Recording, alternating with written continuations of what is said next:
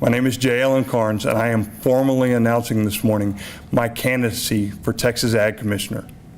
To kick this off, it means a lot to me to have a lot of you here and a lot of this big extended family. I finally started to realize that, not only did I think I wanted to be involved in agricultural politics, I wanted to be involved in rural politics. I had a conversation with the current Ag Commissioner, where he told me and expressed his interest in moving on, and he encouraged me to take a hard look at this race, and because he thought I would be a strong candidate for my roles that I'd played in rural Texas, and on some of his advisory boards and some of my ag policy background. And I was one of the guys at the table fighting for ag water needs and for rural Texas needs, and I realized this is the place for me. This is the time. Texas is ready for a leader that's got a strong business, conservative, confident background, and they're wanting something that's not necessarily the career politician, somebody that's actually lived what you're talking about, that's gone through it, whether it be from the rural aspect or some of the ag aspects. So that's why we're here. We're here today, my wife and my kids. And when we move into the future, when the people say that Texas may double in population by the year 2060, and when we reach that population threshold, when we look like that, when we rival or become the largest populated state in this country, we got to remain Texas. We got to remain what Texas looks like and not become some other state.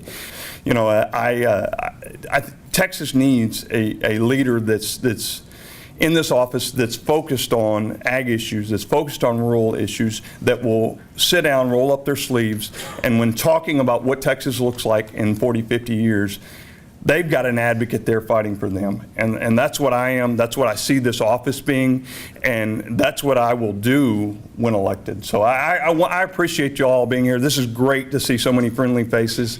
As I said earlier, I think Texas needs a leader in this office, a leader that's focused on the challenges and opportunities that rural Texas faces, that agricultural Texas faces, and it really needs a strong advocate, somebody that's working on these issues. I think what sets me apart more than anything is these are issues that I've lived my whole life. These are issues I've grown up with on the farm. There are things that my dad and I have had to fight for the viability of our business, for the growth of our business. There are issues that I've fought for within the city on rural aspects and making sure my community is a growing, thriving community. And what sets me apart, it's a job I want. I'm not looking necessarily for the career. This job I think it requires somebody other than the career politician of this state. And what sets me apart is this is who I am. And I'm looking at that job thinking we need a strong leader in that position and not somebody necessarily looking for a step in the political ladder. In this state, we lead the way in agriculture. And in this nation, we have the most reliable, the safest, the most dependable, and the most affordable food supply of anywhere in the world. And in Texas, we need to keep this atmosphere, this environment growing, this environment for our kids, to make sure there's opportunity for our kids to grow Texas, to support our growing population. And so we can talk about water, we can start there, but there are other things. One of the biggest things that agriculture faces is that the average age of a farmer is 59 years old. The biggest population base is over 70. And so once again, we've got to create an environment that entices young people to come into this arena, to come into this field, this industry, and help promote Texas and help be a vital portion of Texas. Somebody that's going to roll up their sleeves, going to make the hard decisions. I'm used to making hard decisions. I've had to do that here in my community and with my business. Somebody that's willing to make those decisions and not really think about it as how it affects them politically, but how it affects rural Texas and how it affects ag Texas.